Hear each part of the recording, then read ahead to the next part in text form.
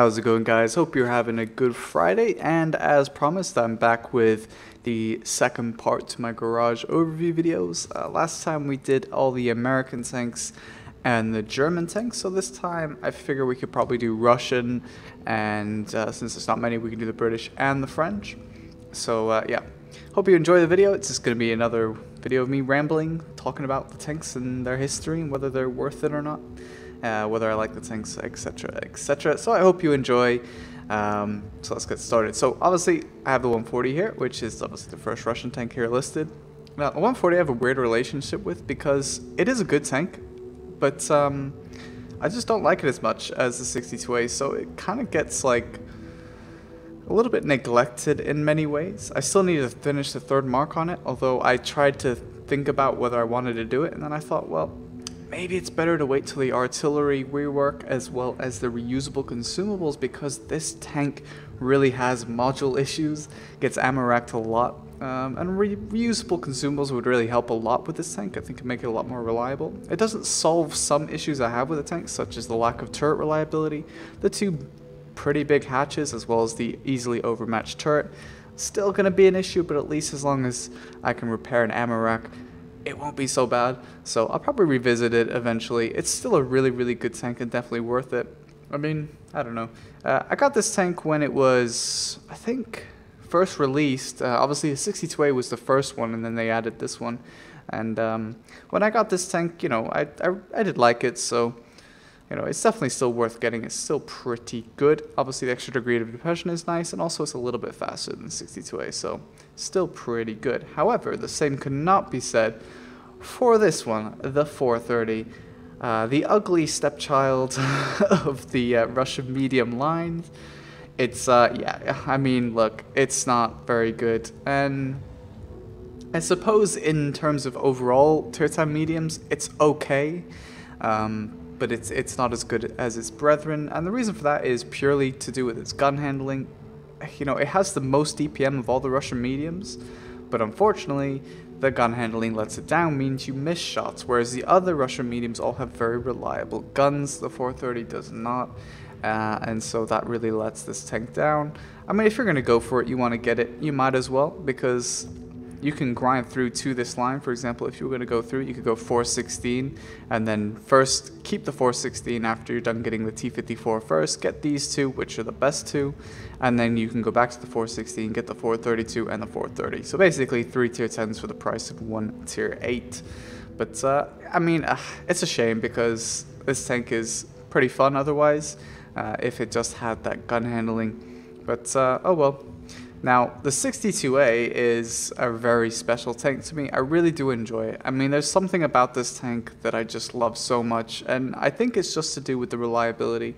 It doesn't really have any outstanding module issues. It has a reliable turret. The gun handling is really nice, and I really like that.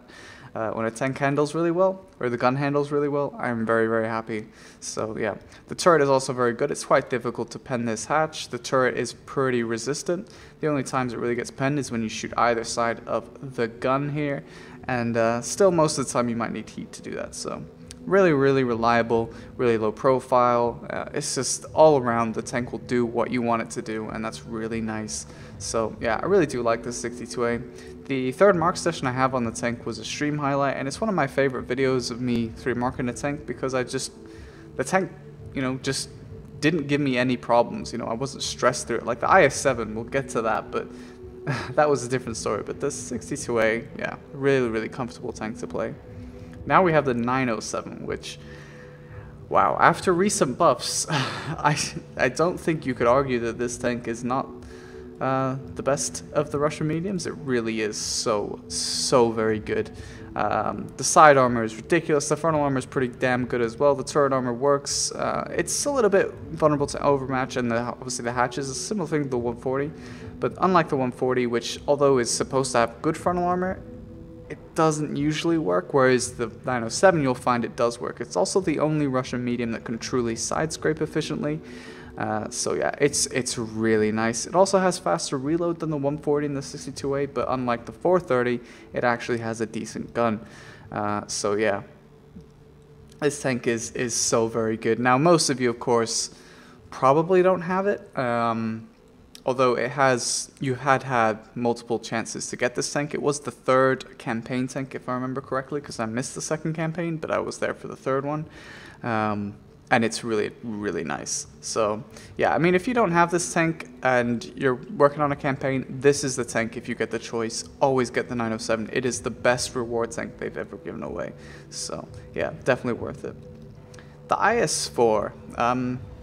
The IS-4 is a weird one for me because when I first got the IS-4, I got it through having the Tier 9. If you remember, I talked a little bit about the E5 in the previous video where I didn't have the T30, I didn't get to it in time, but I did get to the IS-7 and the IS-4. So I kept the IS-4 at Tier 9, I had the IS-7 at Tier 10, and fortunately for me, I was in time for the patch where they swapped the IS-4 to its own Tier 10 branch, which meant you got the free Tier 10. So yeah, free Tier 10 IS-4. I've never actually played through the STI, so yeah. It's actually a really nice tank. I really enjoy the IS-4. If those of you that have seen it, I made an IS-4 versus IS-7 comparison video, and I just went over the features of the tanks. And honestly, the IS-4 just is really nice. It's really comfortable to play. The armor works because it's not a pike nose. You don't have to worry about those issues.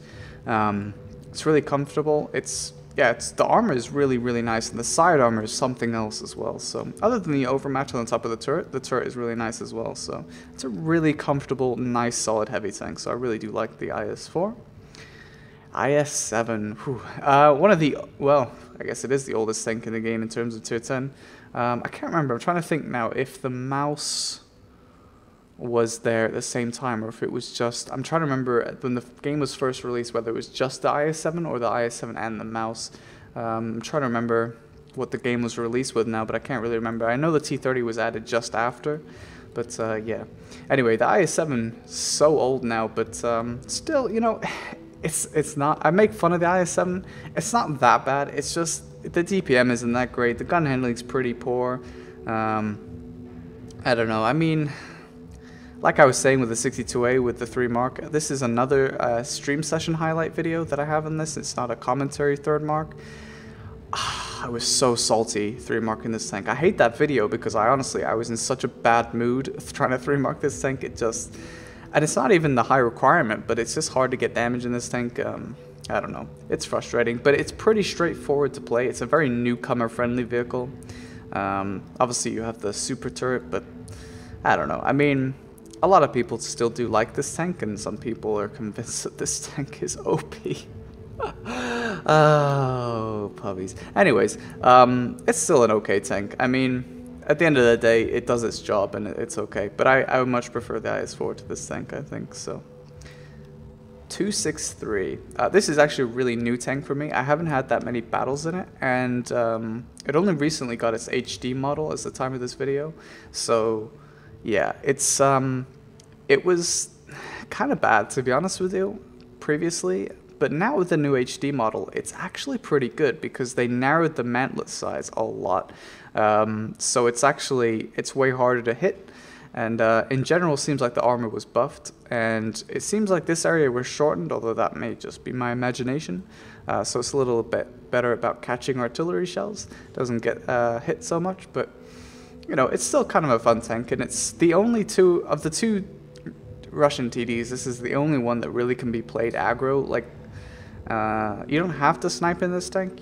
But, you know, the only thing it does suffer from, which I wish they would change, is the limited gun traverse, which is the only problem with trying to play it on the front lines and playing aggro TD, is that you're really super limited with this tank. It really does not move far side to side, and that's the biggest problem with this tank.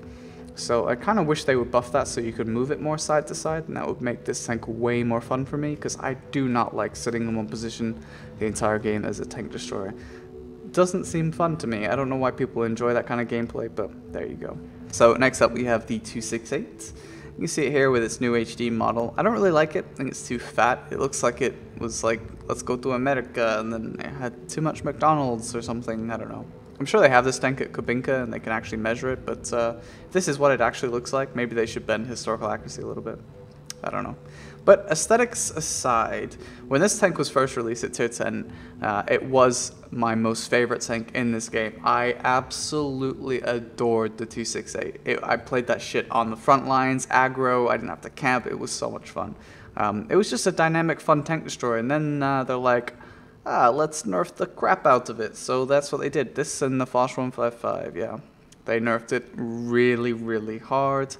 And it was really disappointing because it turned my favorite tank into garbage, and that really sucked for me because I was kind of devastated about that, to be honest with you. And that sort of ruined TDs for me because after that, Wargaming went for 2 different types of TDs. Sit and hold your dick in the base TDs, and then also broken mechanic TDs, like the 183 and the waffle. Like how they thought that this tank needed to be shit on and then introduced the waffle in the 183, I will never know, but there you go. It's a real shame, and I don't really play it anymore. I tried to unretire the tank for TD missions, and I ruined my damage per game, which used to be over 4,000, so that's quite disappointing. But yeah, it was my favorite, and it's so sad to see it now, but I keep it just in case they ever buff it again. One can only hope, I guess.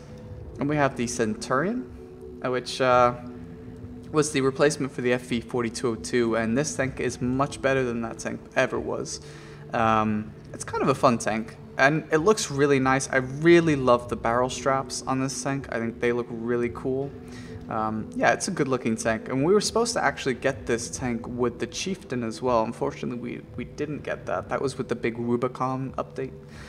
We still don't have a Chieftain. You know who does? Console. Console plebs have a Chieftain. We don't. Yeah. Anyway, but we do have the Centurion, and the Centurion is really, really nice. It's a really comfortable tank to play. It does have a little bit of issues with ammo rack, but again, reusable consumables soon, so hopefully not such an issue. But otherwise, it's a pretty fun tank, and it does look really nice. So I do recommend getting the tank if you're interested in this kind of line. I think it's worth the effort. It's a fun tank. And we have the FV-215B. I put off 3 mark in this tank for a long time because the rear-mounted turret is a little bit of a pain, but the tank is so good. Aside from the actual gun platform, the gun itself is so good. Honestly, this tank is... The gun is just a dream to work with, which again, like I say, I really, really like reliable guns, and this tank is about as reliable as they get. So it's an improved E5 gun, better DPM, better handling. It's so much fun. Now, the tank is quite good in other ways too. The armor does sometimes work, and the turret is pretty solid, but mostly this tank's benefits come from the gun. The hit point pool is quite nice too, but yeah. I mean, this tank is definitely worth it if you're looking for it. I mean, at the end of the day, also, it's probably worth getting in case they ever do anything with this line and maybe add the Chieftain instead of this tank. God, I want the Chieftain. Damn, I want that tank. Hopefully one day we get it, but right now we have the FV, and the FV is still worth it. So if you're interested in that kind of line, I would definitely still go down this line, because it is worth it. And also the Conqueror that precedes this tank is really nice, which, you know, I guess before the Conqueror, everything else is pretty bad, but the Conqueror is really nice at tier 9, one of the tanks that I wish I kind of owned. You can't really say the same for the Centurion. Like, the Centurion 7-1 is bad, the Centurion 1 is bad, even after the buffs, so yeah. And we have the AMX-30B, which is basically a worse Leopard, and that's pretty much all I have to say about it. The only thing this tank has over the Leopard is the gun has an ability to snap, which the Leopard cannot do. So, you know, I guess it has that going for it. It's a really bizarre looking tank. I was pretty hyped actually to get this tank because I was like, ooh, a non-autoloading French medium tank. That could be fun. But unfortunately, it suffers from the same issues the Leopard does. It just, the meta does not suit this tank, and it doesn't have much going for it. The DPM isn't outstanding. The accuracy is actually meh, except the snap is pretty good, so, you know.